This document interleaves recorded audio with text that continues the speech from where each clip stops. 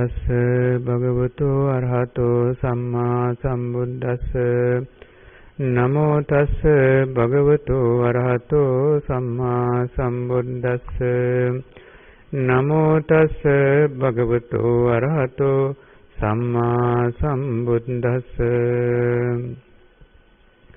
ශ්‍රද්ධාවන්ත කාරුණික පින්වත්නි, තුන් ලෝකාග්‍ර වූ භාග්‍යවත් වූ අරිහත් වූ සර්වඥ රාජෝත්තමයන්න් වහන්සේ විසින් පෙන්වා දෙන නිවන් මාර්ගයේ විපස්සනා භාවනා මාර්ගය පිළිබඳව කරුණු ඉදිරිපත් කරන මේ දේශනාවේදී අද දවසේදී බලාපොරොත්තු වෙන්නේ මේ රූප සම්බන්ධව, රූප කර්මස්ථානයේ පිළිබඳව, රූප පිළිබඳව අවබෝධය දිනු කර ගැනීම සම්බන්ධව රූප විපස්සනාව විස්තර කරලා දෙන්නයි බලාපොරොත්තු වෙන්නේ. ඊට කලින් පින්වතුනි, අපි නැවත ටිකක් සිහි ගන්නවා ගනිමු. භාග්‍යවතුන් වහන්සේ මෙවැනි දේවල් විපස්සනා වාගේ භාවනාවන් අපිට පුහුණු කරවා ගන්න උනන්දු කරවන්නේ මොන වාගේ කාරණයක් නිසාද? එවැනි භාවනාවන් අපේ සිත තුළ දියුණු කරගත්තාම අපේ ජීවිතයට වෙන සිද්ධාන්ත මොනවද? මේවැනි කරුණු ටිකක් අපේ පළමුවෙන් සාකච්ඡාවට ගනිමු. පින්වතුනි, මේ පින්වතුන් අහලා තියෙනවා බුදුරජාණන් වහන්සේගේ කාලයේදී බොහෝ දෙනෙක් භාග්‍යවතුන් වහන්සේ සම්මුඛ වෙනවා, ධර්ම ශ්‍රවණය කරනවා. ඉතින් ඒ ධර්මයට අනුයාත වෙනවා, ජීවිතය ධර්මයෙන් පෝෂණය කරගන්නවා, මාර්ගඵල නිවන් අවබෝධ කරගන්නවා. ඉතින් මේ මාර්ගඵලයන් දක්වා යන්න තියෙන පහසු ගමන් මාර්ගය තමයි මේ බුදුරජාණන් වහන්සේ පෙන්වුම් කරන්නේ භාවනා මාර්ගය කියලා. එතකොට පින්වතුනි, බුදුරජාණන් වහන්සේගේ කාලේ එවැනි කතා ප්‍රවෘත්ති බොහොමයක් මේ පින්වතුන් අහලා තියෙනවා. ඉතින් ඔය සවැත් නුවර භාග්‍යවතුන් වහන්සේ වැඩ වාසය කරන කාලයේදී වෙළඳ කණ්ඩායමක් ඒ සවැත් නුවරට ඇවිල්ලා භාග්‍යවතුන් වහන්සේ දැක ගන්න පැමිණියා. ඉතින් වෙළඳ කණ්ඩායමේ ප්‍රධානියා මහා කාල. ඒ කණ්ඩායමේ සහයෝගය සහෝදර කෙනා චූලකාල. මේ දෙන්නත් ආවා. බණ ඇහුවා. ඉතින් මේ දෙන්නාම බුදු ශාසනය පැවිද්ද ලැබුවා. බණ අහලා බුදුරජාණන් වහන්සේ කියන දේ කල්පනාවට ආවා. අනේ අපේ ජීවිතය අපි නිවැරදි කරගන්න ඕනේ. මේ වෙනදාම කරලා ජීවිතය හරියන්නේ නැහැ. නිවැරදි මාර්ගයට ගන්නට ඕනේ. මාර්ගඵල දක්වා මනස පුහුණු කරවා ගන්නට ඕනේ. මෙන්න මේ හිතේ ශක්තිය පිහිටුවාගෙන බුදු ශාසනයේ පැවිද්ද ලබා ගත්තා. බුදුරජාණන් වහන්සේ කර්මස්ථානයන් කියලා දුන්නා. කය පිළිබඳව පැහැදිලි අවබෝධයක් අපිට අවශ්‍යයි. ඉන් අනතුරුව හිත පිළිබඳව පැහැදිලි අවබෝධයක් අවශ්‍යයි. මේවා හිතයි කයයි හැදිලා තියෙන ආකාරය පිළිබඳව පැහැදිලි අවබෝධයක් අවශ්‍යයි. මෙන්න මේ වාගේ කරුණු පැහැදිලි කරලා දුන්නා. ඒ අනුව මහා කාල ස්වාමීන් වහන්සේ දිනපතාම Tamanට ආහාරම්මන ගන්න, එහෙම නැත්නම් හිතට අරමුණක් හදාගන්න, හිතේ වීර්යය උපදවා ගන්න මේ සොහනට ගිහිල්ලා සොහනේ තියෙන මූර්ත ශරීරයන් මෙනෙහි කරලා, කය පිළිබඳව මෙනෙහි කරලා හිත පුහුණුවක් හදාගත්තා. ටික දවසක් යනකොට හිතේ සමාධියක් හැදුනා. මේ කය මෙනෙහි කරලා හිතේ සමාධියක් හැදුනා. ඒ සමාධියම ඊළඟට ධ්‍යාන සමාධියක් බවට පත් වුණා. ඊළඟට ඒ සමාධියම පුහුණු කළා ගැඹුරු අවබෝධයට. මේ කය හැදිලා තියෙන්නේ මොන වගේද? ඒ වගේම මේ කය කොහොමද පවතින්නේ? මේ පිළිබඳව මහා කාල ස්වාමීන් වහන්සේ මේ රූප පිළිබඳව බුදුරජාණන් වහන්සේ කියා දුන්න ආකාරයට හොඳට පුහුණු කළා. ඉතින් ඒ පුහුණු කරලා චිත්ත සමාධිය වැඩි දියුණු වුණා. ඒ වගේම විපස්සනා අවබෝධයත් වැඩි දියුණු වුණා. ඒ ස්වාමීන් වහන්සේට වැඩි කාලයක් නොයවාම අරිහත්ත්වය ලබා ගන්න පුළුවන්කමක් ලැබුණා. ඒතර මේ කය කියන දේ පින්වතුනි අපිට අවබෝධ කළ යුතු දෙයක්. ඒ සඳහායි භාවනාව අපිට අවශ්‍ය වෙන්නේ. අවබෝධ කර ගැනීම සඳහා භාවනා පුහුණු කළ යුතුයි. ඒ භාවනාව තමයි රූප කර්මස්ථානය කියලා කියන්නේ. එතකොට දැන් අපේ එක එක දෙයක් යන් දෙයක් අපිට අවබෝධ කරගත යුතු නම් ඒ දේ අපේ මනසෙන් අපේ විශ්ලේෂණය කළ යුතුයි. මේ පින්වතුන්ට ගහක් පිළිබඳව අවබෝධයක් අවශ්‍ය නම් ගහ විශ්ලේෂණය කළ යුතුයි. ගහ හැදිලා තියෙන ආකාරය, ඒ වගේම ගහ මේ පොළවේ සම්බන්ධතාවය, මේ වායුගෝලයේ සම්බන්ධතාවය, ඒ වගේම ගහේ මේ රූප පිහිටන ආකාරය, රූප ආරම්භ වෙන ආකාරය, මේ පවතින ආකාරය, අවසන් වෙන ආකාරය පිළිබඳව ඒ විශ්ලේෂණයක් අවශ්‍යයි. ඒ දේ මනසට පුහුණුනාම ඒ කෙනා ගහ පිළිබඳව හොඳ දක්ෂ විද්‍යාඥයෙක්. අන්න ඒ දේ තමයි පින්වතුනේ මේ කය පිළිබඳව අපේ අවබෝධය පුහුණු කරවා ගැනීම. ඒ කය පිළිබඳව හොඳට පුහුණුවක් ලැබුණාම, අවබෝධයක් ලැබුණාම ඒ හරහා අපිට මේ සංසාරේ මේ කයත් එක්ක සම්බන්ධ වෙලා තියෙන ලෝභ සිතුවිලි, දේශ සිතුවිලි, මෝහ සිතුවිලි, මාන මේවා දුරු කරගන්න පුළුවන්කමක් ලැබෙනවා. එපමණක් නෙමෙයි මාර්ගඵල නිවන් අවබෝධ කරගන්නත් ලැබෙනවා. මෙන්න මේ නිසා මේ කය පිළිබඳව අවබෝධය ඉතාම වැදගත් භාවනා කර්මස්ථානයකදී, විශේෂයෙන්ම විපස්සනා භාවනාවේදී මේ කය පිළිබඳව අවබෝධය ඉතාම වැදගත් වෙනවා. අපේ සංස්කෘතිමය වශයෙන් මනසට පිටිවිල්ලක් එනවා, අනේ ඒව වැඩි හිතන්න හොඳ නැහැ. ඒව හිතුවොත් අපේ මනස මේ ලෝකයෙන් එපා වේ, ජීවිතය ගෙනියන්න අමාරු වෙයි. අපි මේ ලෞකික ජීවිතය ගෙනිය ගන්න බැරි වෙයි. ඒ වගේම මේ අපේ ගොඩක් ඍණාත්මක බල නැහැ පින්වතුනි, එහෙම වෙන්නේ නැහැ. යම් කෙනෙකුගේ මේ කය පිළිබඳව අවබෝධය හැදෙනවායි කියලා කියන්නේ ඒ කෙනාගේ ජීවිතයේ ඊට වඩා විශාල දෙයක් වෙනවා. අපි හිතන් ඉන්නේ මේ කය ඔන්න පිළිකෝල වශයෙන් දැක්කා, කය රූප වශයෙන් දැක්කා, කය ධාතු වශයෙන් දැක්කා, විපස්සනා වශයෙන් දැක්කා. මෙහෙම දැක්කහම ඒ කෙනා ඍණාත්මක බලන කෙනෙක් වෙයි කියලායි අපි හිතන්නේ. නැහැ පින්වතුනි. ඒ කෙනා තමයි ධනාත්මක බලන කෙනා. ඒ කෙනා තමයි අවබෝධයෙන් බලන කෙනා. මොකද මේ කාරණය එහෙම අපි බලන්න අපේ සිතෙහි ඇති වෙනවා නුවණක්, ප්‍රඥාවක්. අන්නේ ප්‍රඥාව නිසා කලින්ට වඩා අවබෝධයෙන් ලෝකයේ කටයුතු කරන්න පුළුවන් කෙනෙක් වෙනවා. කය පිළිබඳව දන්නේ නැති අය තමයි විවිධාකාර මේ ව්‍යසනයන් ලෝකේ හදාගන්න. කය පිළිබඳව අවබෝධයක් හදාගත්තු කෙනා බොහෝම ඉවසීමෙන් තමන් හොඳ ජීවිතයක් ගත කරනවා. අන් අය සමගත් හොඳ ඉවසීමෙන්, අවබෝධයෙන්, නුවණින් කටයුතු කරන කෙනෙක් බවට පත් වෙනවා. ඒත් ලෞකික වශයෙන්ම අති විශාල ලාභයක් අපිට තියෙනවා මේ කය අවබෝධ කර ගැනීම. එහෙමනම් පින්වතුනි, ලෝකෝත්තර වශයෙන් නිවන ගැන අපිට කතා කරන්න දෙයක් නැහැ. ඒ නිසා බය වෙන්න එපා. මේ විපස්සනා භාවනාව කියනකොට, වචනය අහනකොට කය පිළිබඳව බලනවා, කය විශ්ලේෂණය කරනවා, කය අවබෝධ කරගන්නවා.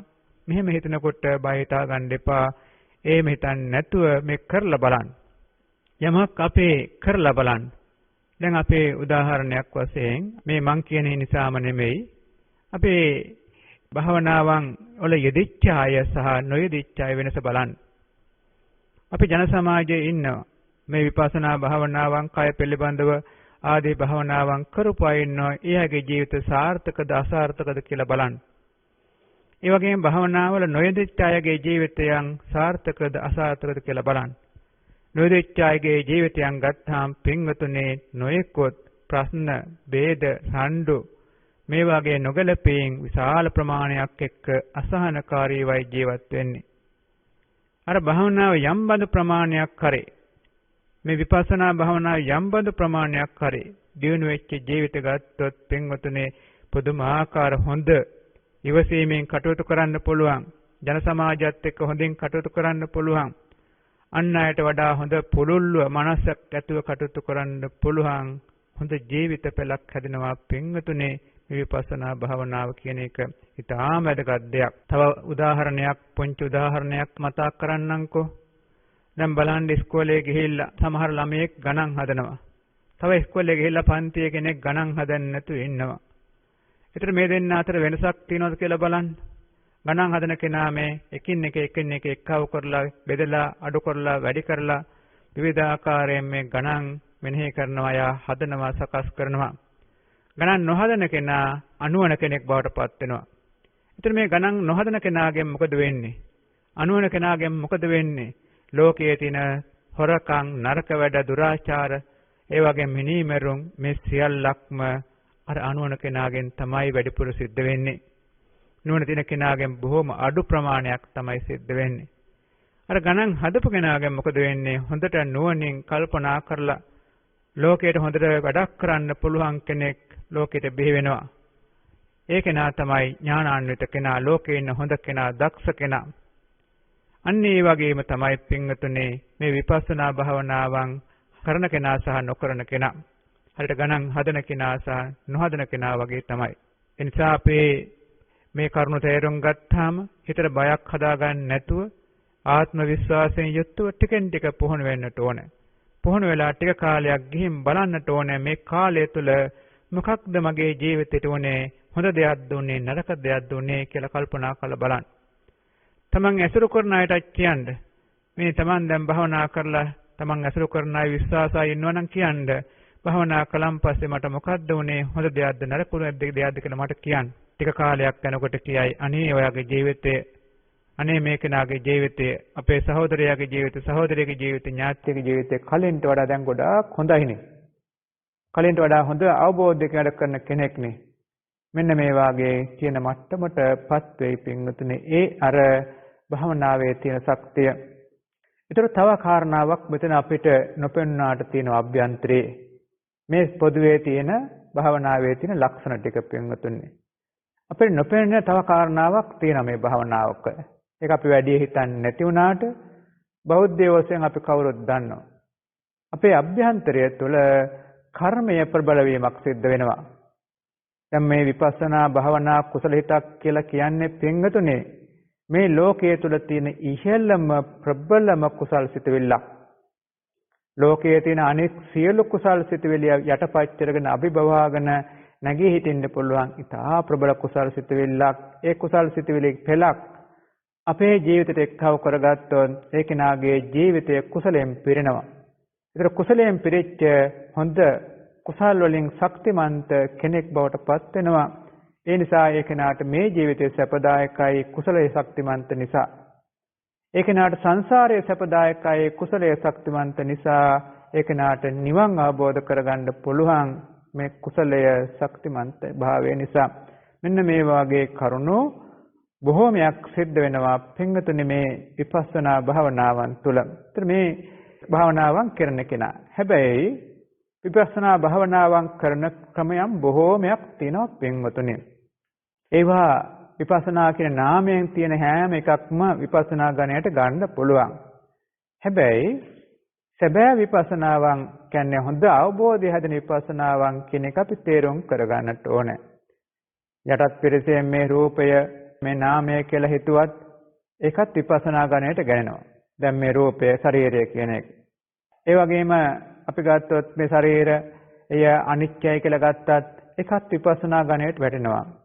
ඒ වගේම මේ ජීවිතය දුක්ඛයි කියලා ගත්තත් විපස්සනා ගණයට වැටෙනවා. ජීවිතය අනාත්මයි කියලා ගත්තත් විපස්සනා ගණයට වැටෙනවා. හැබැයි මේ විපස්සනා කුසලය දුබල තැනක ඉන්නේ. මේ විපස්සනා කුසලය දුබල තැනක ඉන්නේ. ඊට වඩා ගැඹුරු අවබෝධයකින් කරන විපස්සනා කුසල හිත තමයි ප්‍රබල තැනකටපත් වෙන්නේ. ඊට වඩා අපේ මේ රූප ධර්මයන් පිළිබඳව අවබෝධයක් හදාගෙන අන්නේ රූප ධර්මයන් අනිත්‍ය වශයෙන්, දුක්ඛ වශයෙන්, අනාත්ම වශයෙන් මෙනෙහි කළා නම් ඒක තමයි ගැඹුරු විපස්සනාව. ඒ විපස්සනාවට තමයි ජීවිතය යම් පරිවර්තනයක් කරන්න පුළුවන්කමක් තියෙන්නේ. නුවණ දිනු කරලා, ප්‍රඥාව දිනු කරලා, ප්‍රඥාව අවදි කරලා ඥානාන්ත ජීවිතයක් බවට පච්චරන්න පුළුවන්කමක් තියෙන්නේ අර කුසල් සිතවිල්ලට. ඒ නිසා අපි මේ විපස්සනා වඩන ආකාරය තේරුම් කරගන්නට ඕනේ. නැවත නැවත පුහුණු කරවා ගන්නට ඕනේ. මුල් ආරම්භයක් වශයෙන් ඒ කුමන හෝ ආකාරයකට විපස්සනාවට ප්‍රවේශයක් වෙන්නට ඕනේ. දැන් අපේ ගත්තොත් එහෙම මේ ශරීරය පිළිබඳව ශරීරය අනිත්‍යයි. ඒ වගේම ශරීරය දුක්ඛයි, ශරීරය අනාත්මයි. ඉතින් මේ වගේ මෙනෙහි කිරීමක් කරන්න පුළුවන් එක ක්‍රමයකට. ඒ වගේම තව අපි හුස්ම රැල්ල ගත්තත් හුස්ම රැල්ල අනිත්‍යයි. ඒ වගේම හුස්ම රැල්ල දුක්ඛයි, හුස්ම රැල්ල අනාත්මයි. මේවා ගන්න පුළුවන්. තවත් ශරීරයේ කොටස් වශයෙන් ගන්නත් පුළුවන්. ඉතින් මේ ක්‍රම වලින් අපි මේ ප්‍රවේශය හදාගන්න. ඒක මූලික ක්‍රමයක්. සාමාන්‍යයෙන් පොදුවේ ගත්තොත් විපස්සනා ක්‍රමයක්. ඒක ගොඩාක් දිනෙකට හිතා ගන්න අමාරුයි මේ විපස්සනාව කියන්නේ මොකක්ද? ඒකට කොහොමද ප්‍රවේශ වෙන්නේ? ඒ කොහොමද දියුණු කරන්නේ කියලා. සමහර වෙලාවට අපි විපස්සනා කියලා කරගෙන යනවා. හැබැයි විපස්සනාව නෙමෙයි. අපි තාමත් කරන්නේ සමත භාවනාවක්, සමතයක් කරන්නේ. සැබෑ විපස්සනාවකදී පින්වතුනි සම්මුතියෙන් පරිබාහිරව කරන්නට ඕන. එතන මේ අපි සාමාන්‍ය සම්මුතිය ආරම්භණය ඉඳගෙන කරන විපස්සනාවත් වටිනවා. හැබැයි ඒක දුබල තැනක තියෙන්නේ. ඒ විපස්සනාවට කෙලෙසයන් දුබල කරන්න, ජීවිතයක් නුවණින් ප්‍රබල කරන්න පුළුවන් ශක්තියක් නැහැ. සුළු නුවණක් හදා දෙන්න පුළුවන්. සුළු සමාධියක් හදා දෙන්නත් පුළුවන්. හැබැයි නුවණ පළල් කරන්න, නුවණ දියුණු කරන්න, නුවණ වැඩි දියුණු කරන්න, ඥානාන්විත ජීවත් වෙන්න පුළුවන් ශක්තියක් ඒ විපස්සනාවට හදන්න පුළුවන් කමක් නැහැ. දැන් බලන්න ඔය අපේ දකින්නවා එක එක ක්‍රමයන් තුල විපස්සනාවන් වඩනවා. ඒ ක්‍රමයන් ගත්තාම අපේ සමහරක් හිතන් ඉන්නවා මේ කය අනිත්‍යයි අනිත්‍යයි හැම කිව්වහම අපේ මේ මාර්ගඵලයන් දක්වාම මනස යන්න පුළුවන් වෙයි කියලා.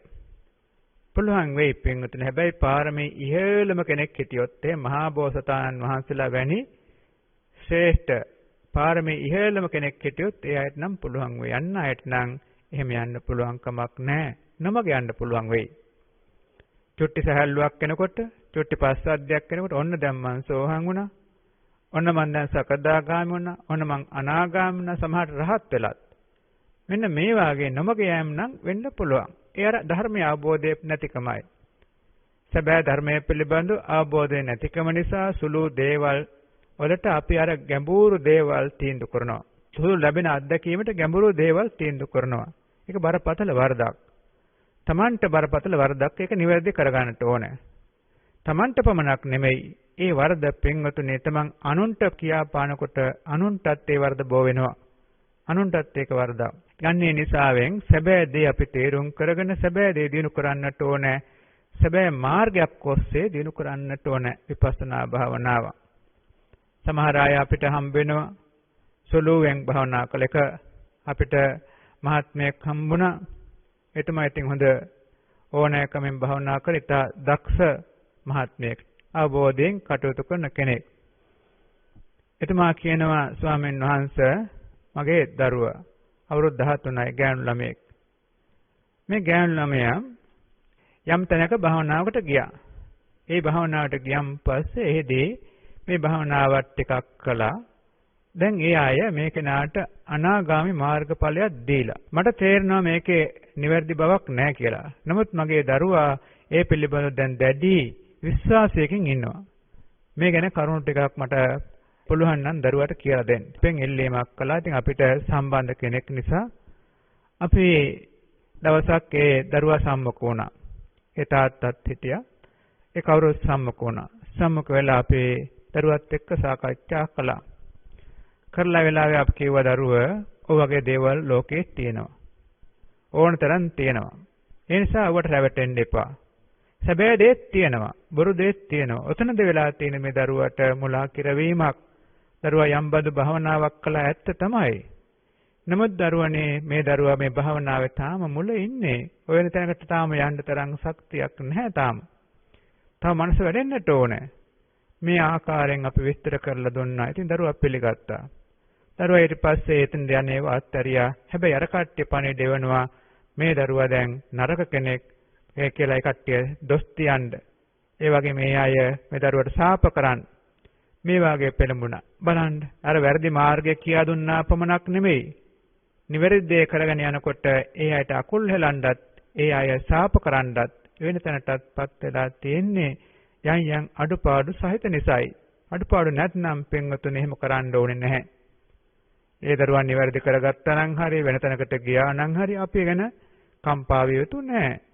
අන්න ඒ වගේ ජන සමාජය තුළ මෙවැනි දේවල් බොහෝමයක් අපිට සම්මුඛ වෙනවා. ඒ ආය බලපුවාම සුළු කාරණාවක් හිතේ දියුණු කරගන්නවා. ඒ සුළු කාරණාව ගැඹුරු දෙයකට තීන්දුව කරගන්නවා.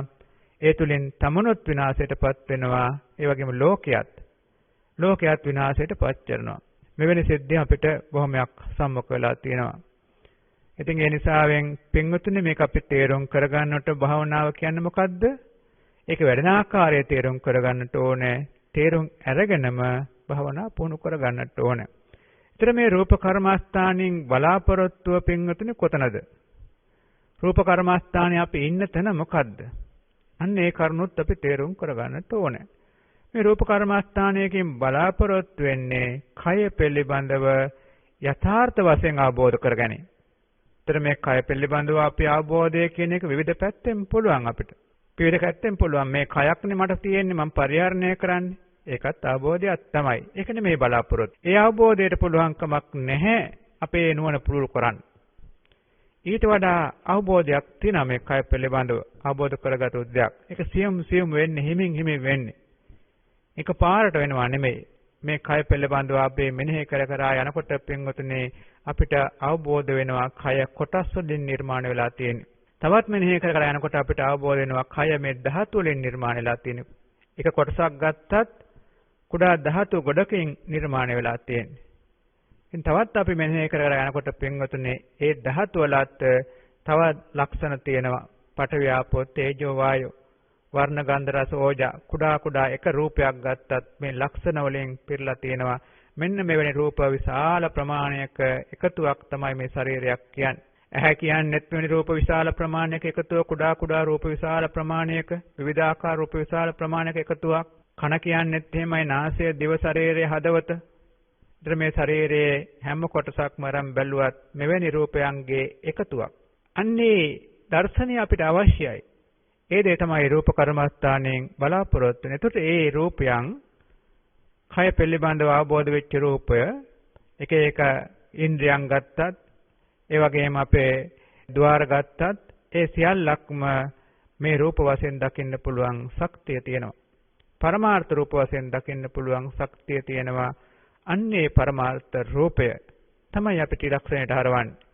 අනිත්‍ය වශයෙන්, දුක්ඛ වශයෙන්, අනාත්ම වශයෙන් ත්‍රිලක්ෂණයට හරවන්නේ මේ දේ තමයි අපේ රූප කර්මස්ථානයකින් බලාපොරොත්තු වෙන්නේ. ඒතර බලන්න අපි මේ චෝට්ටක් දැකලා මම දැන් රූප ගැන දැක්කයි කියලා කිව්වොත් ඒක නිවැරදිද කියලා හිතලා බලන්න. හරියට දැන් මේ ගහක් ගැන කියනකොට මම මේ ගහ දැක්කා, හැදිලා තියෙන හැටි දැක්ක, මම ගහ ගැන ඔක්කොම දන්නවා කියනවා වගේ වැඩක් තමයි. ගහ කියන එක දැන් කෙනෙක් කියනවා මම ගහ පිළිබඳ විද්‍යාඥයෙක්, මම ගහ පිළිබඳ ඔක්කොම දන්නවා, චුට්ටක් දක ගන්න. හැබැයි එහෙම නෙමෙයි. ගහ පිළිබඳව සැබෑ විද්‍යාඥයෙක් නම් එයා ඊට වඩා ගොඩාක් ගැඹුරින් මේ ගහ පිළිබඳව දැනගෙන ඉන්නේ. ගහේ රූප කලාප හට ගන්න ආකාරය, මේ රූප කලාපයන් නිසා මේ ගහේ කඳ හැදෙන ආකාරය, පොතු හැදෙන ආකාරය, කොළ හැදෙන ආකාරය, ගෙඩි හැදෙන ආකාරය, මල් හැදෙන ආකාරය, ඒ හැම එකක් පිළිබඳව එයා පැහැදිලි අවබෝධයකින් වාසය කරන්නේ. එයයි සැබෑ අවබෝධයෙන් කටයුතු කරන කෙනා. අන්නේ ඒ දෙය අපි මේ දහමේ තුල බලාපොරොත්තු වෙන්නේ. ඒ දේ එක පාර්ට වෙනව නෙමෙයි. ඉතින් එහෙම යනකොට හිතන්න පුළුවන් කෙනෙක්, හිතන්න පුළුවන් පින්වතුනි, අපි එදා භාග්‍යවතුන් වහන්සේගේ කාලේ මේ බොහෝ දෙනෙක් ආවා. බුදුරජාණන් වහන්සේගෙන් බණ අහන්න ආවා. බණ අහලා ඉවරනකොට කොහොමද මේ මාර්ගඵල ලැබුණේ? කොහොමද මේ ඔක්කොම එකපාර ලැබුණේ? මේ කින ස්වාමීන් වහන්සේලා කියන එකක්වත් පුහුණු කරලා නැහනේ. රූප පිළිබඳවත් පුහුණු කරලා නැහැ, නාම පිළිබඳවත් පුහුණු කරලා නැහැ. ඒ වගේම මේ එකක්වත් පුහුණු කරන්නේ නැතුව කොහොමද බණ අහනකොට මේ සියල්ලක් සිද්ධ වුනේ? එතනදී රහසක් තියෙනවා පින්වතුනි. ඒ තමයි සංසාරයේ මෙතන එක්කව වෙනවා. සංසාරේ එක්කව වෙනවා. සංසාරයේ කරපු දෙයක් තියෙනවා. සංසාරයේදී මේ දේවල් වැඩියෙන් පුහුණු කරලා තමයි මේ ජීවිතයට ආවේ. බුදු පිරිස වශයෙන් ආවේ. මේ සම්බුද්ධ ශාසනය තුල මම මාර්ගඵලයක් ලබනවා කියන පරමාර්ථයෙන් ආපු අයයි එහෙම වෙන්නේ. ඒ නිසා භාග්‍යවතුන් වහන්සේ සමග, ඒ වගේම ශ්‍රාවකයන් වහන්සේලා සමග මේ ඒකාසංකේ කල්පලක්ෂයක් කොයි ආසන්න කාලයක් තුල එක දිගටම ගුණ දහම් පූර්ණය කරලා උප්පත්තිය ලැබලා කෙටි කාලයකදී පුළුවන්කම ලැබෙනවා මාර්ගඵල ලබන්න. හැබැයි මේ දේ හැමෝටම ලැබුණ නෑනේ පින්වතුනි. එදා හිටපු ඔක්කොටම ලැබුණ නෑනේ. එදා හිටපු අර පාරමී වලින් ඉහළ උසස් පිරිසට පුළුවන් වුණා. අද වුණත් එහෙම හිටියොත් පුළුවන්. හැබැයි අඩුයි. අපි නෑ කියන්නේ. ඊටාම අඩුයි. මොකද හේතුව සංසාරේ එවැනි පුහුණුවක් තියෙන කට්ටිය අඩුයි මේ වෙනකොට මාර්ගඵල ලාභී වෙලා. අන්න ඇයට එහෙමනම් මාර්ගඵලයක් දක්වා ගමන් කරන්න පුළුවන් මාර්ගයක් තියෙනවා. ඒ මාර්ගය තමයි ඒ කෙනාට මේ භාවනාව අනුපිළිවෙලින් පුහුණු වෙන්නට ඕන. රූප කර්මස්ථානයේ අනුපිළිවෙලින් පුහුණු වෙන්නට ඕන. ඒ පුහුණු වෙලා රූප පිළිබඳව අවබෝධය හැදෙන්නට ඕන. සියල්ල අවබෝධ වෙන්න ඕන. රූප පිළිබඳව තමන්ගේ ශරීරය පිළිබඳ බාහිර නෙමෙයි. තමන් පළමුවෙන් තමන්ගේ ශරීරය අවබෝධ වුණාම පින්වතුනේ බාහිර ශරීරයන් හරියම ලේසියෙන් අවබෝධ කරගන්න පුළුවන් වෙනවා. මගේ ශරීරයේ කොහොමද මේ රූප කලාප, ඇහැ රූප කලාප හටගෙන තියෙන්නේ? මේ රූප කලාපයන් කොහොමද මේ ක්‍රියාත්මකට වෙන්නේ, කටයුතු කරන්නේ? එක එක අන්‍යෝන්‍ය සම්බන්ධයෙන් කටයුතු කරන්නේ කොහොමද මේ රූප කලාපයන්? මේ පිළිබඳව අවබෝධයක් වන පරමාර්ථ රූපය. එතකොට තමයි පින්වතුනි අපිට ඇහැ පිළිබඳව ලොකු අවබෝධයක් හැදෙනවා. ඒකට කියනවා ප්‍රඥාවයි කියලා. ඒ වගේම ඇහැ පිළිබඳව ආසාව අඩු වෙනවා. අපි ඒකට කියනවා තෘෂ්ණාව දුබල වීමක් කියලා. ඒ වගේම කන, නාසය, දිව, ශරීරය, හදවත මේ පිළිබඳව අපිට අවබෝධය හැදෙනවා. ඒ අවබෝධයට කියනවා ප්‍රඥාවයි කියලා. රූප පිළිබඳව ප්‍රඥා, රූප කර්මස්ථානයෙන් හැදෙන ප්‍රඥාව. ඒ වගේම රූප පිළිබඳව ප්‍රඥාවත් එක්කම පින්වතුනේ රූපයන් පිළිබඳව තිබුණු දැඩි ආසාව සම්පූර්ණ තුනා නෙමෙයි පින්වතුනේ දැඩි ආසාවන්, දැඩි දේවල් බොහොමයක් අඩු වෙලා යනවා. තමන්ගේ හොඳ ජීවිතයක් ගත කරන්න පුළුවන් ගානට ආසාවන් ශේෂ වෙනවා. ඉතින් මාර්ගඵලයන් දක්වා ආසාවන් නැති වෙන්නේ නැහැ. නමුත් තමන්ට අර තිබුණු දැඩි ආසාවක්, අනවශ්‍ය ලෙස තිබුණු ආසාවන් අඩු වෙලා යනවා. සහනකාරීව ජීවිතය ගෙන යන්න පුළුවන් මට්ටමක් හැදෙනවා මේ රූප කර්මස්ථානය හොඳට පුහුණුනකොට. මෙන්න මේකයි බුදු ශාසනයෙන් බලාපොරොත්තු වෙන්නේ. මේක අහනකොට පින්වතුන් හිතෙන්න පුළුවන් අනේ අපිට මේ ජීවිතේව කරන්න පුළුවන් වෙයිද දන්නේ කොච්චර කාලයක් ආයිද දන්නේ නැහැ. පින්වතුන් එච්චර කාලයක් යන්නේ නැහැ. අද පටන් ගන්න බලන්න. එච්චර කාලයක් යන්නේ නැහැ. අද ටිකක් කරලා බලන්න මේකයි පිළිබඳව. Taman දන්න ආකාරයෙන් මෙනෙහි කරලා බලන්න. හෙට දවසේ මෙනෙහි කරලා බලන්න. සතියක් දෙකක් ගිහිල්ලා බලන්න. ලොකු අවබෝධයක් අපිට හැදිලා වැඩි කාලයක් යන්නේ නැහැ. අපිට මේ ඥානාන්විත ශක්තිය තියෙන, නුවණ තියෙන මේ ධර්ම තේරුම් ගන්න පුළුවන් අයට වැඩි කාලයක් යන්නේ නැහැ රූප පිළිබඳව අවබෝධයක් හදන්න. හැබැයි නුවණ අඩු අයට නම් කාලයක් යාවේ. සමහරට මේ ජීවිතේ නෙමෙයි කල්ප ලක්ෂයක් තරම් කාලයක් යාවේ. නුවණ හොඳ කට්ටියට මේ දේ තේරුම් ගන්න පුළුවන් කට්ටියට මේ පුහුණුව කිරීමේදී ඉතා ඉක්මනින් මේ දේ අවබෝධ කරගන්න පුළුවන් වෙනවා. ඒතර එහෙමනම් වැදගත්ම දේ තමයි පින්වතුනි මනස පුහුණු කරවන්න ඕන. ඕනම දෙයක ශක්තියක් ලබා ගන්න නම් මනස පුහුණු කරවන්නට ඕන. ඒ පුහුණු කරවීමේදී හිතේ එකඟභාවයක් තියෙන කෙනාට මේක ඉතා වේගෙන් පුළුවන් වෙනවා. හිතේ එකඟභාවයක් නැති කෙනාට මේක කාලයක් ගත වෙන්න පුළුවන්. අන්න ඒ නිසාවෙන් පළමුවෙන් මේ භාවනාවකින් වෙන સિદ્ધාන්ත ටික තේරුම් කරගන්නවා. ඊළඟට අපේ පුහුණු කරන ක්‍රමයන් තේරුම් කරගෙන දිගින් දිගටම මේ භාවනාවන් පුහුණු වේදවා ගන්නට ඕන. අන්න ඒ විදිහට මේ භාවනාවන් අනුපිළිවෙල භාවනා කරන ආකාරය තේරුම් අරගෙන සිද්ධ කරන්න බලාපොරොත්තු වෙමු. ඉතින් මේ පින්වතුන්ට අපි කලින් මතක් කළා එහෙමනම් මේ රූප කර්මස්ථානේ. ඒතර මේ රූප කර්මස්ථානේ ආරම්භයේදී පින්වතුන් අපි දන්නවා ඔක්කොම කරන්න බෑ. නමුත් අපේ ඉලක්කය තේරුම් කරගන්න අවසානය දැනගන්න මොකද්ද මෙතනින් අවසානය අන්න එක තේරුම් අරගෙන සුළුවෙන් ආරම්භ කරන්න. දැන් මේ පින්වතුන් දන්නවා මේ ඉස්කෝලේ යන ළමයෙක්. මේ ඉස්කෝලේ පන්ති අවසානයේ මොකද්ද? එහෙම නැත්නම් මේ ඉස්කෝලේ අවසානයේ මොකද්ද? විශ්වවිද්‍යාල කෙනෙක් විශ්වවිද්‍යාල අවසානයේ මොකද්ද? ඒ ළමයා තේරුම් අරගෙන වැඩ කරනවා. යම් කෙනෙක් දැන් වෛද්‍ය උපාධියක් ලබා ගන්න, එහෙම නැත්නම් ඉංජිනේරු උපාධියක් ලබා ගන්න, තවත් උසස් උපාධියක් ලබා ගන්න මේ ඉලක්කය තේරුම් කරගන්නවා. මේ දේ සඳහා මේ විභාග ටික පාස් වෙන්න ඕනේ, මෙහෙම කරන්න ඕනේ. තේරුම් අරගෙන ඒ අනුව මුලින්නම් පටන් ගන්නවා පාඨමාලාව. කාලයක් යනකොට පාඨමාලාව පරිපූර්ණ වෙනවා. ඒ දේ කරගන්න පුළුවන්කම ලැබෙනවා. අන්න ඒ න්‍යායම තමයි මෙතෙන් අපි ගන්න. පළමුවෙන් අපි තේරුම් කරගන්නවා රූප පිළිබඳව මට පැහැදිලි අවබෝධයක් ඕනෑ. මේ නිවන් ගමනට ඒ පරමාර්ථ පැහැදිලි අවබෝධයක් ඕනෑ. ඒ සඳහා මම මේ රූපයන් සම්මාසනය ආරම්භ කරන්න ඕනේ කියලා මුලින් ආරම්භ කරනවා. මේ පඨවි ආපෝ තේජෝ වායෝ වර්ණ ගන්ධ රස ඕජා සුද්ධාෂ්ටකයන් මතු කරගන්න. ඒ සඳහා අපේ අතිපූජනීය අවුක්ෂාඩෝ ස්වාමීන් වහන්සේ මේ බුරුම රට වහන්සේ යටතේ ශිෂ්‍යෝ දහස් ගණනාවක් බණ භාවනාවන් කරන පමණක් නෙමෙයි ස්වාමීන් වහන්සේගේ යටතේ භාවනා පුහුණු වෙච්ච අය දහස් ගණනාවක් ලෝකේ පුරා උගන්වනවා. අන්නේ ස්වාමීන් වහන්සේ තාම ලස්සනට මේ මාර්ගයන් පෙන්눔 කරලා දෙනවා. මේ මාර්ගයන් ඔස්සේදී මේ කය තේරුම් ගන්න බැරි නිසා බොහෝ දිනාට එකපාරටම කය ගැඹුරට බැහැ ගන්න බැරි නිසා ලක්ෂණ 12කින් ආරම්භ කරනවා මේ කය පිළිබඳව අවබෝධය. ඒ ලක්ෂණයන්ට කියනවා ධාතු ලක්ෂණයන් කියලා. පඨවි, ආපෝ, තේජෝ, වායෝ ධාතු ලක්ෂණයන්. පඨවි ලක්ෂණ 6ක් තියෙනවා. ඒ වගේම ආපෝ ලක්ෂණ 2ක්, තේජෝ ලක්ෂණ 2ක්, වායෝ ලක්ෂණ 2ක් කියලා ලක්ෂණ සියල්ලක් 12ක් තියෙනවා. ඒ පඨවි ලක්ෂණ වලින් තදවීම, රළු වීම, බර වීම. තද ගතියක් තියෙනවා. ශරීරයේ තද ගතිය එක රූපයන්ට තද වෙලා. රළු ගතියක් ඒ තද රූපයන් ඇතිලෙනකොට බර ගතියක්. ඒ වගේම මෘදු රූප තියෙනවා, සිනිඳු ගතිය, සැහැල්ලු ගතිය. මෙන්න මේ ලක්ෂණයන්ට කියනවා පඨවි ලක්ෂණ කියලා. තද ගති, රළු ගති, බර ගති, ඒ වගේම මෘදු, සිනිඳු, සැහැල්ලු. ආපෝ ලක්ෂණ දෙකක් තියෙනවා. ඇලීම සහ වැగిරීමයි කියලා. තේජෝ ලක්ෂණ දෙකක් තියෙනවා, සීතල සහ උෂ්ණයි කියලා. වායෝ ලක්ෂණ දෙකක් තියෙනවා, තල්ලු වීම සහ ආධාර වීම කියලා. දැන් බඩ පිම්බෙනවනේ. ඒ වායෝ ලක්ෂණයක්. ආධාර වීම යමක් වැටෙන්නේ නැති වෙන්න මේ ශරීරය පවත්වා ගන්න වායෝ ලක්ෂණයක්. මෙන්න මේ ලක්ෂණ 12 මනසේ පුහුණු කරනවා එක්තරා රටාවකට. පළමුවෙන් ලක්ෂණ 12 එක රටාවකට කියන්නේ අවබෝධ කරගන්න පුළුවන් රටාවක් වශයෙන් ආරම්භ කරනවා වායෝ ලක්ෂණයකින්. දැන් ඒ තල්ලු වීම කියන ලක්ෂණයෙන් ආරම්භ කරනවා. දැන් තල්ලු වීම දැන් බලන්න උදරයේ පිම්බෙනවනේ. අන්න ඒක තල්ලු වීමක්. ඒ වගේම දැන් මේ පපුවේ පිම්බීමක් වෙනවනේ. ඒක තල්ලු වීමක්. හුස්ම ගන්නකොට ඔළුව ඇතුලේ පිම්බෙනා වගේ දැනෙනවනේ. ඒක තල්ලු වීමක්. අන්න ඒ වගේ පිම්බෙන ගතිය, තල්ලු වෙන ගතිය මේ මෙනෙහි කරනවා මේ පළමුවෙන්ම ලක්ෂණයක් වශයෙන්. මේ වගේ එකින් එකේ ලක්ෂණ 12 මෙනෙහි කර ගන්නවා. තද ගතිය මෙනෙහි කර ගන්නවා. ඒ වගේම රළු ගතිය මෙනෙහි කර ගන්නවා, බර ගතිය මෙනෙහි කර ගන්නවා.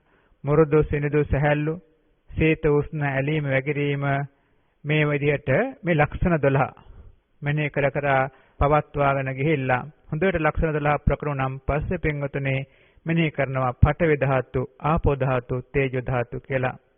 ඒ පිළිබඳව දීර්ඝ විස්තර කරන්න කෙටියෙන් මේ කියන්නේ. ඉතින් මේ පඨවි, ආපෝ, තේජෝ, වායෝ මෙනෙහි කරනකොට මේ ශරීරය කියන එක දැනෙන ඝණයක්නේ. මේ ඝණය ඉහිරලා යනවා.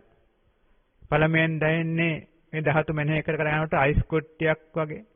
එහෙම නැත්නම් කෙසෙල් කඳක් වගේ ඝනව දැනෙන. නැවත නැවත අපි මේ පඨවි, ආපෝ, තේජෝ, වායෝ වශයෙන් මෙනෙහි කර කර පවත්වාගෙන යනකොට පින්වතුනි මේ ඝනේ ඉහිරලා ගිහිල්ලා ශරීරය සම්පූර්ණම රූප වලට වෙන් වෙනවා.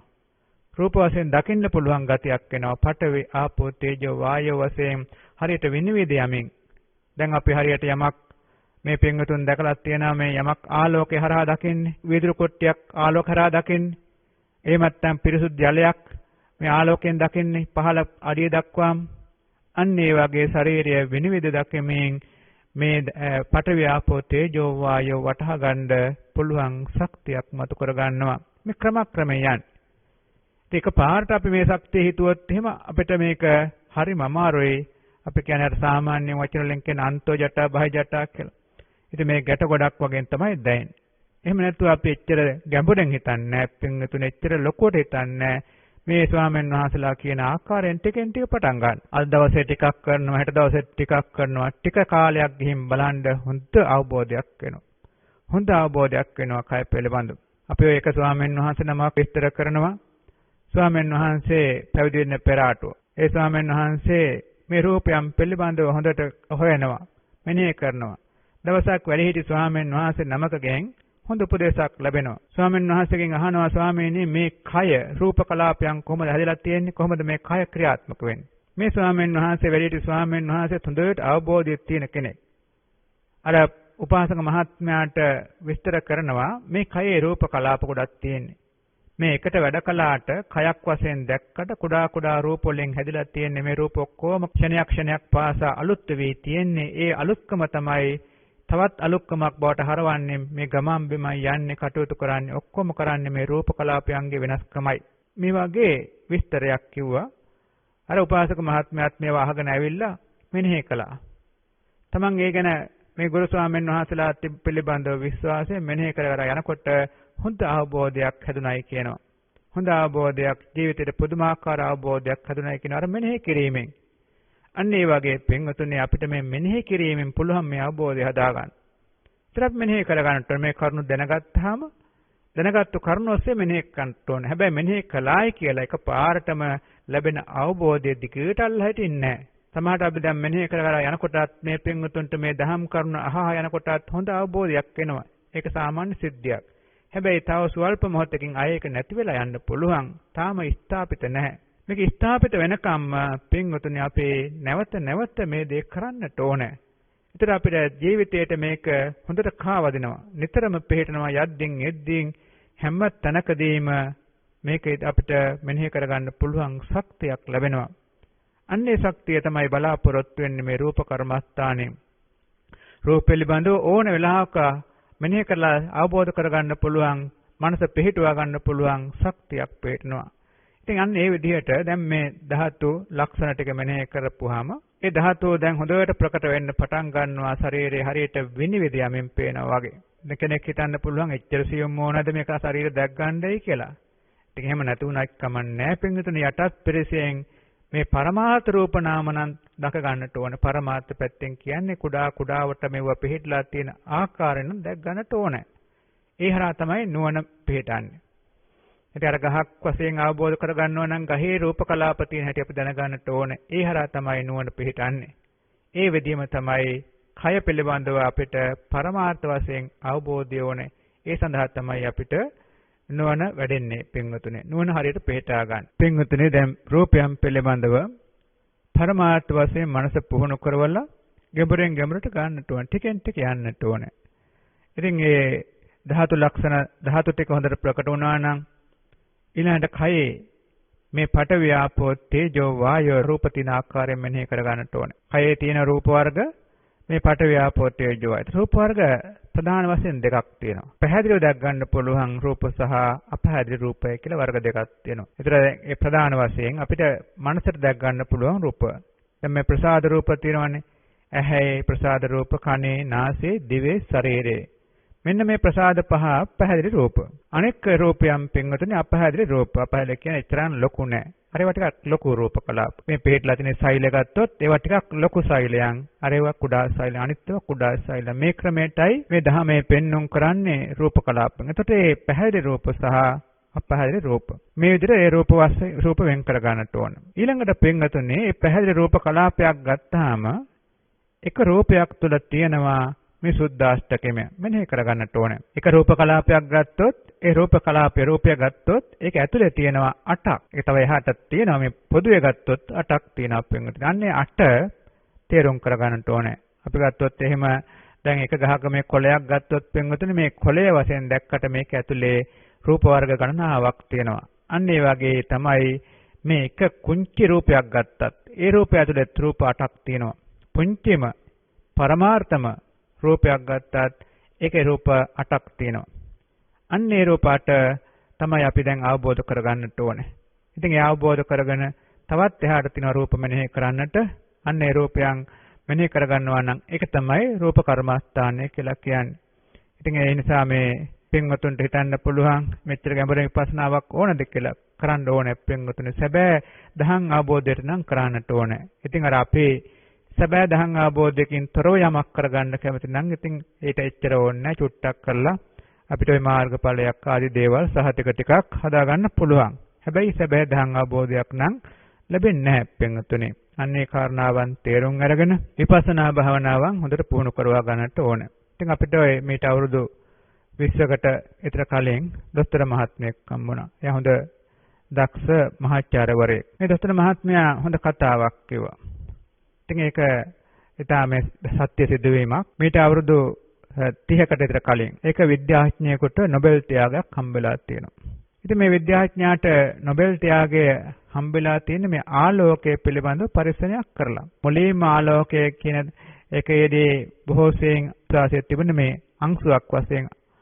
ඊළඟට ආලෝකයේ තරංගයක් වශයෙන්. ඉතින් මේ ආලෝක තරංගය දැන් බොහොම වේගයෙන් ගමන් කරනවානේ. තප්පරයට 70 වලින් ගත්තොත් 1,86,000ක්. ඉතින් මේ වේගයෙන් ගමන් කරන ආලෝකය මේ විද්‍යාඥයා ඔප්පු කරා ගුණාංග 8කින් යුක්තයි කියලා. ඒක ආලෝක තරංගයක් තුල ගුණාංග 8කින් යුක්තයි කියලා. ඉතින් මෙතුමාට නොබෙල් ත්‍යාගයක් හම්බුණා මේ ගැඹුරු පරීක්ෂණය නිසා. ඉතින් මෙතුමාගෙන් වාර්තාකාරය අහලා තිනා කොහොමද මෙච්චර ගැඹුරු මෙච්චර වේගවත් ආලෝක තරංගයක ගුණාංග 8ක් තියෙනවා කියලා ඔප්පු කරගත්තේ කොහොමද කියලා. ඒ වෙලාවේ මෙතුමා බොහොම නියතමානීව කියලා තිනා බුදුදහමෙන් කියලා. බුදුදහම මං කියවලා බලනකොට මේ බුදුදහමේ කියවෙනවා සෑම සියුම් ලොකු කුඩා සියලු දෙයකම මේ 8 තියෙනවා සුද්ධාෂ්ටකයේ තියෙනවා. ඒ අනුව මම පරිස්සම කළේ ඒ පරිසරණයයි අද මම මේ එලි දැක්ුවේ කියලා. අන්නතර බලන්න පින්වතුනි එහෙමනම් අද මේ විද්‍යාඥයෝ පවා තේරුම් ගන්න දේ එදා භාග්‍යවතුන් වහන්සේ අපිට පෙන්වුම් කරලා දුන්නා. අනේ කාරණාවන් අපි තේරුම් අරගෙන අපි එහෙමනම් මේ ධර්ම අනුගමනය කරන භාවනාව අනුගමනය කරන පිරිසක් වශයෙන් මේ ගැඹුරෙන් විපස්සනා පුහුණු කරගන්න අපි උත්සාහවත් වෙන්නට ඕනේ. ඉතින් භාවනා වඩන ආකාරය තව ඉදිරියට අපේ කියලා දෙන්න බලාපොරොත්තු වෙනවා. ඊළඟ දේශනාවේදීත් රූපයන් පිළිබඳව තව කරුණු ඉදිරිපත් කරන්න බලාපොරොත්තු වෙනවා. හොඳයි ඉතින් මේ පින්වතුන්ට අපි ආශිර්වාද කරනවා. තව වැඩියෙන් මේ භාවනාවන් පුහුණු කරලා නුවණ වැඩියෙන් පුරුල් භාවයට පත් කරන පළල් භාවයට පත් කරන ජන සමාජයට හොඳ ජීවිතයක් හදාගෙන සනසිල්ලේ කටයුතු කරන්න පුළුවන් ලෞකික ජීවිතයක් හදාගෙන පාරමී පෙරලා තිබුණොත් මාර්ගඵල නිවන් දක්වාම දිනු කරගන්න පුළුවන් ආකාරයට මේ ධර්මය දිනු කරන්නට මේ සෑම දිනාටම ශක්තිය ලැබේවා කියලා අපි ආශිර්වාද පවත්වනවා. හොඳයි පින්වතුනි අපි කාල වේලාව අනුව ප්‍රශ්නයක් දෙකක් සාකච්ඡා කරන්න බලාපොරොත්තු වෙනවා. පළමු ප්‍රශ්නය අවසරයි ස්වාමීන් වහන්සේ අද කාලේ අපිට දස අසුබ අරමුණු බාහිර ලෝකයේදී දැනගන්න නැහැනේ. අමුසෝනේ මේ කාලේ දැනගන්න නැහැනේ. ඉතින් අපි කොහොමද මේ භාවනාව වඩන්නේ? ඉතින් පින්වතුනි අපේ පසුගිය මේ සමත කර්මස්ථානවලදී මේ කරුණ හොඳට පැහැදිලි කරලා දුන්නා. නමුත් නැවත අපි මෙනෙහි කරලා දෙන්නම් පින්වතුනි මේ අසුබය වැඩෙන්නට ඕනේ බාහිර අරමුණෙන් නෙමෙයි. බාහිර අරමුණෙන් අපි සංඥාව ගැනීම පමණයි සිද්ධ වෙන්නේ. අභ්‍යන්තරයෙන් මනසනේ වැඩෙන්නට ඕනේ. ඒ නිසා අද කාලෙත් ඒ වෙනුවට අපිට අරමුණු ගත හැකි ක්‍රම ගොඩාක් තියෙනවා. කලින්ට වඩා ලේසි අද කාලේ කරනවා නම් කෙනෙක් කලින්ට වඩා ගොඩාක් ලේසි. බලන්න අද කාලේ මරණ දේවල්, අසුබ දේවල් පින්තූර වශයෙන් දැක් ගන්න පුළුවන්. ඒ වගේම ඔය මං ආදන්න හැටියට ඉන්ටර්නෙට් ආදී තැන් වල හැමතැනම දැක් ගන්න පුළුවන්. පොත්පත් ආශ්‍රයෙන් දැක් ගන්න පුළුවන්. ඉතින් මේ වාගේ ක්‍රම වලින් සංඥාව ගන්න පුළුවන්. ඊළඟට සංඥාව අරගෙන අපි මනසේ පුහුණු කරවන්නට ඕනේ. මේ ශරීරය මේ නිසා පිළිකුලයි. මෙන්න මේ ශරීරය මේ නිසා පිළිකුලයි.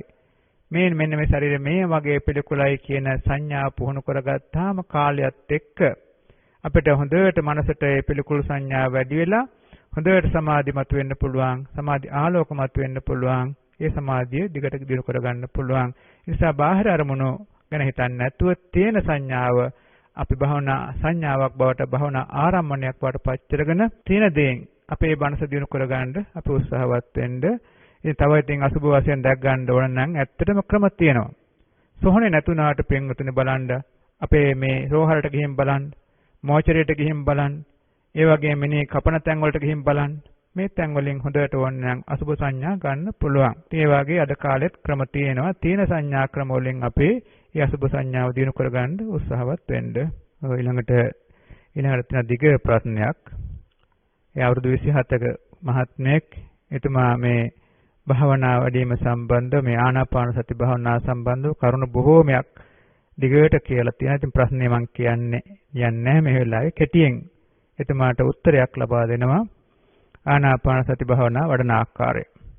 අපි ආනාපාන සති භාවනාව දේශනාවේදී බොහොම පැහැදිලිව විස්තර කළා.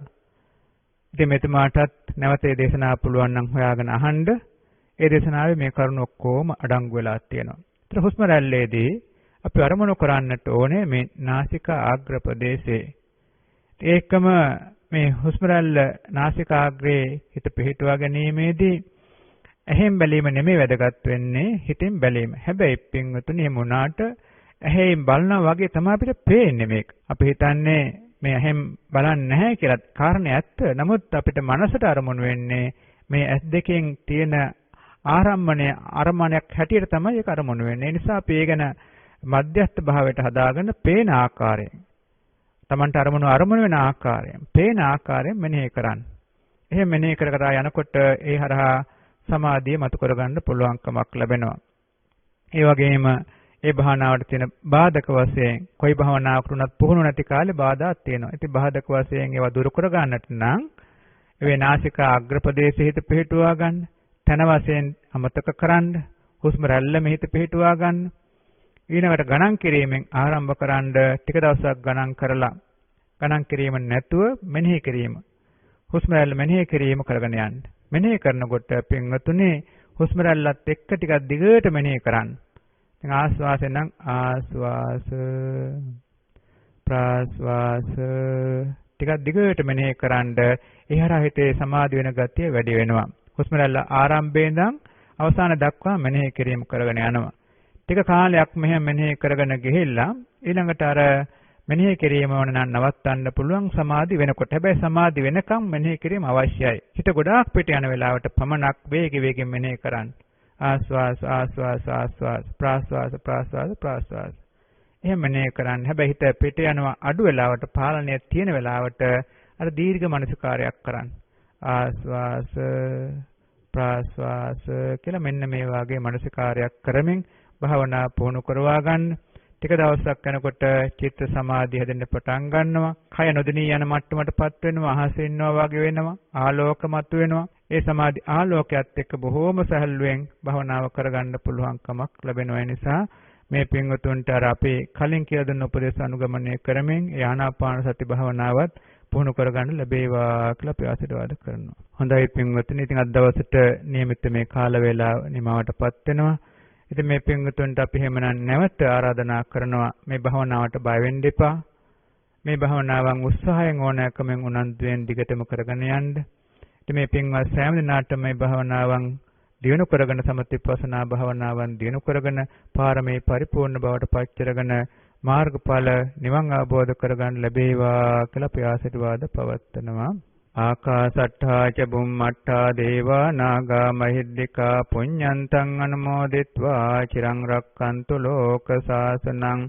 ආකාසට්ඨා ච බුම්මට්ඨා දේවා නාග මහිද්దికා පුඤ්ඤන්තං අනුමෝදිත්වා චිරං රක්칸තු ලෝක සාසනං. ආකාසට්ඨා ච බුම්මට්ඨා දේවා නාග මහිද්దికා පුඤ්ඤන්තං අනුමෝදිත්වා චිරං රක්칸තු ලෝක සාසනං තේ.